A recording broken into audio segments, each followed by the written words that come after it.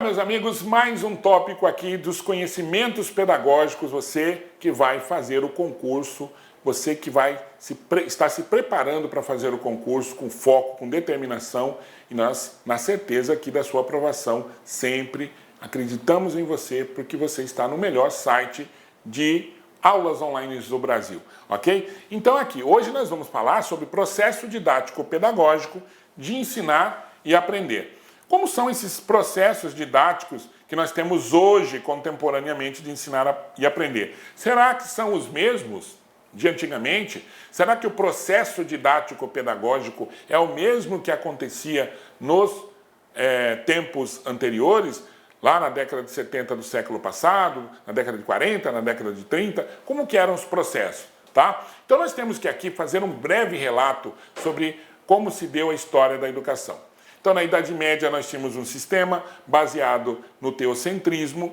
Depois da Idade Média, nós temos os burgueses incentivando a Revolução Francesa, a Revolução Industrial chegando, uma nova metodologia na cultura do mundo, pessoas saindo do campo, indo para a cidade, as cidades todas se aumentando de tamanho, cidades que eram pequenas passaram a ser grandes, e aí todo o sistema educacional voltado para a formação, na Idade Moderna, de um homem útil na sociedade. Então a sociedade moderna, constituída das fábricas, das pessoas que tinham dinheiro, da burguesia endinheirada, da burguesia que queria ganhar mais dinheiro, precisava então de pessoas que fossem trabalhar nestas cidades. Pessoas que fossem qualificadas para trabalhar, pessoas que tivessem uma índole, uma perspectiva de vida adequada para viver em sociedade.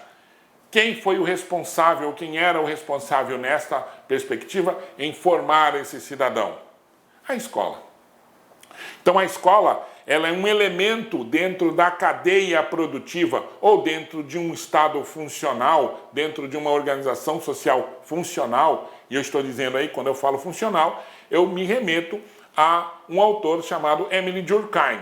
Então o Durkheim, que é um positivista funcionalista, que organizou a sociedade que nós temos hoje, a maioria das sociedades mundiais, do jeito que ela é organizada dessa forma. Então, tudo funciona, segundo Durkheim, para que o todo funcione. Então, as pessoas individualmente, junto das suas organizações e todas as instâncias sociais, são mecanismos, engrenagens, como diz Durkheim, que funcionam para que o todo funcione.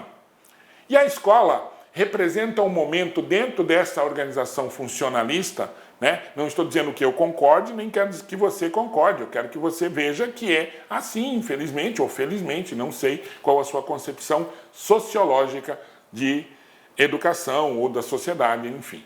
Tá? Então, acontece que essa sociedade funcionalista tem uma escola que é uma engrenagem dentro desse processo social e que cumpre a função de preparar o indivíduo para agir socialmente. Então, em determinados momentos históricos, da história da educação e da história do homem, nós temos uma sociedade que funciona de determinada forma. Então ela diz para a escola, escola, eu tenho este modelo social e eu quero este modelo de pessoa, para que ele se encaixe adequadamente nesta sociedade que nós temos, para que ele seja mais uma peça encaixada de forma ideal, para que ele não fique à margem da sociedade, para que ele não seja um marginal. Correto? E aí eu vou educar esta pessoa neste sentido. Por isso que no decorrer do planejamento, da história da educação, que planejamento? Da história da educação, nós vamos ter tipos de educação diferentes. Nós vamos ter processos pedagógicos e didáticos de ensinar e aprender diferentes. Por exemplo, no início lá da educação contemporânea, nós tínhamos um professor que era um professor que sabia do conteúdo. Tá? Então ele é representado por uma boca enorme. É o professor que fala o conteúdo, que transmite o conteúdo, que dá aulas expositivas no quadro, mostrando como é o conteúdo. E o aluno, representado por uma orelha gigante, uma orelha grande, que é o aluno passivo, que recebe este conteúdo de forma passiva. Uma evolução depois diz respeito à escola nova, em que não é mais o professor o protagonista. Agora, neste momento histórico, é o aluno o protagonista. Por quê? Porque necessariamente a escola precisava formar um cidadão diferente em função da sociedade que tinha se organizado de maneira diferente. Evoluiu a sociedade. Precisava de um aluno que pensasse, que falasse, tá? Então a concepção de educação naquele momento era essa. A escola também, ela vai passar por um momento de transformação, principalmente no Brasil, a partir de 64. Veja, em 64 qual é o momento histórico? Os militares entrando no poder e transformando a sociedade numa sociedade diferente do modo que eles pensavam que poderia ser, claro, com outros interesses. Não vamos entrar no mérito histórico aqui, porque não dá tempo. Tá? Então, os militares entram no poder e precisam de um aluno adaptado às condições sociais e históricas naquele momento. Então, naquele momento, eu precisava de um aluno, quer dizer, a sociedade precisava de um aluno em função da ideologia que os militares incorporaram à sociedade, que era um cara que trabalhasse, que fosse formado para trabalhar, mas que não necessariamente pensasse muito. Tinha que pensar pouco. Como é que eu faço isso? Então, eu monto uma nova LDB. Em 1971 foi escolhida, foi colocada uma LDB pensada, instituída, uma LDB que foi chamada 5692 de 1971, que foi chamada de tecnicista. Então, iniciamos a era do tecnicismo. Preciso de pessoas que trabalhem muito, que apertem parafuso, mas que não pensem bastante. Qual o modelo de educação que eu posso? Vou escolher o behaviorismo. Vou escolher uma perspectiva de estímulo-resposta. Tá? Muito usado para adestramento de animais.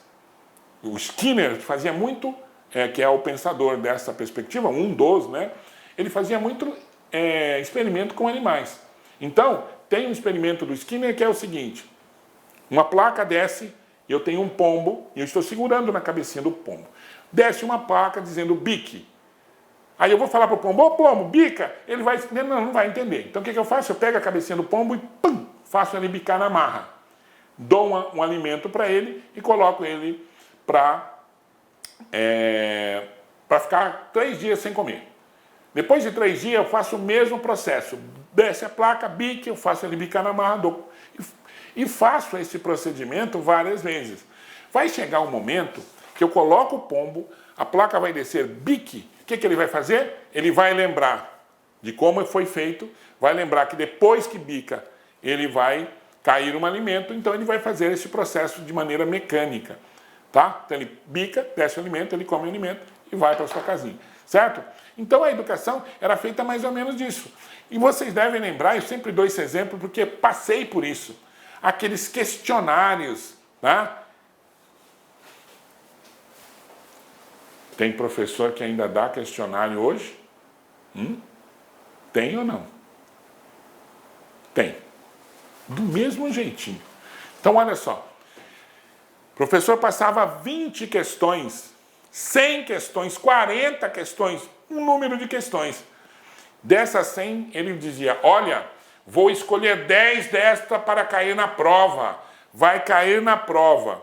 Então, estudem. E você ficava lá estudando. O que é sílaba tônica? Sílaba tônica é a sílaba mais forte. O que é a sílaba tônica? Aí caía lá. O que é a sílaba tônica? Você colocava, é a sílaba mais forte. Certo? Aí se eu te pergunto, o que é a sílaba tônica? A sílaba mais forte. Por quê? Não sei, mas que é a mais forte, é a mais forte. Pronto, era simples assim. Tá? Então era estímulo, resposta. Isso fazia com que a pessoa tivesse o conteúdo, soubesse principalmente para o ensino técnico, que daí foi instituída uma escola, 2 escolas, né, chamada escola dualista, princípio da dualidade. O filho do pobre ia direcionado para a escola técnica. O filho do rico, que podia pagar, ia para o propedêutico. Tá? Porque o número de escolas de propedêutico na escola pública era muito pouca. Você tinha 20 salas, 2 de propedêutico, o resto de ensino técnico. Era esse o objetivo.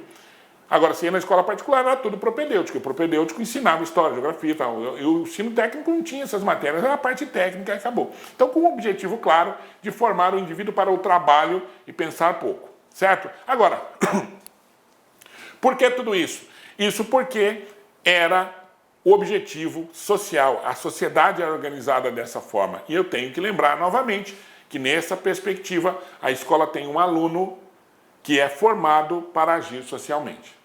Tá? O que aconteceu depois? Depois, com a abertura econômica, com a abertura da política, com a volta dos intelectuais, com o fim da ditadura militar, nós temos um outro modelo social que precisa de um outro modelo de escola. E aí nós temos a LDB 9394/96, que tem um outro modelo, nós temos um outro modelo social. Tá? Nós temos que ter um outro modelo social, um outro modelo de aluno. E daí nós precisamos de metodologias, de processos de ensino didático-pedagógico diferentes. Tá bom? Então vamos lá. Depois desse breve elemento, questões históricas aqui e metodológicas, vamos colocar aqui. A didática é considerada a arte e ciência do ensino.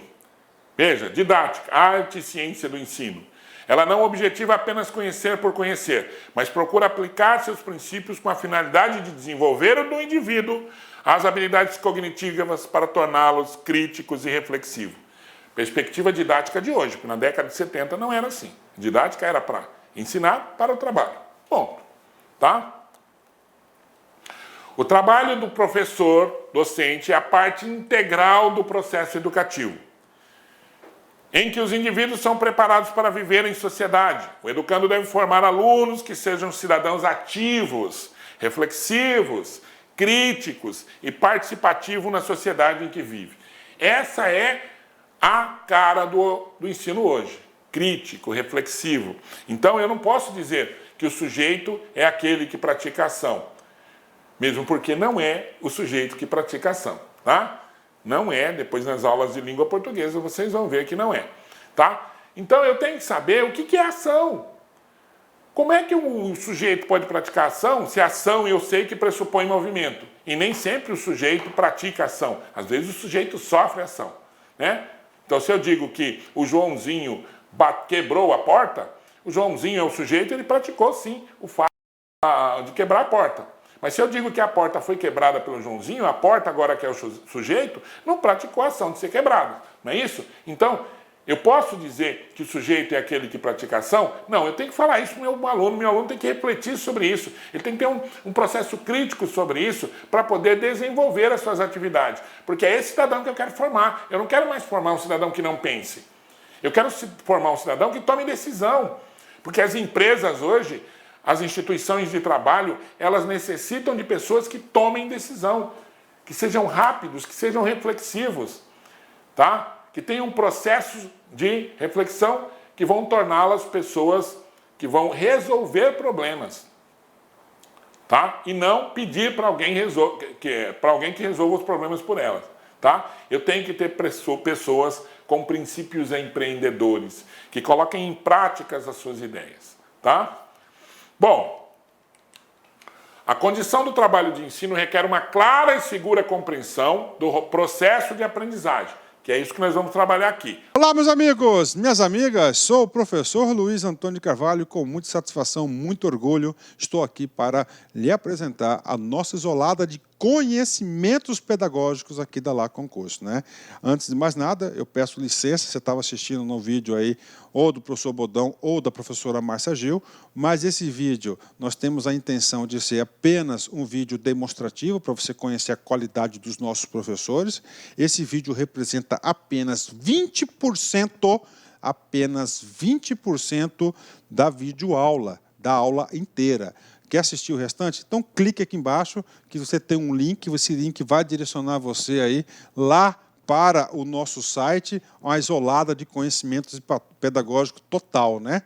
Todas as aulas do professor César Bodão e todas as aulas da professora Márcia Gil. Investimento apenas R$ 80, 2 professores, prazo de acesso 60 dias, e durante 60 dias você pode assistir quantas vezes, na hora que quiser, na hora que desejar, né? Tá certo? Carga horária 84 horas, né? atualmente, eu digo atualmente por quê? Porque dentro desse prazo de 60 dias nós podemos ter aí alguma atualização e esse módulo recebe aí todas as atualizações durante esse período, né? Quantidade de aulas, 109 horas, né? Ou seja, só aqui na Lá Concursos você pode ter certeza aí que é o melhor módulo de isolado de conhecimentos bancários existentes aí no mercado. Forte abraço, espero vocês. Fui, tchau. Clique lá.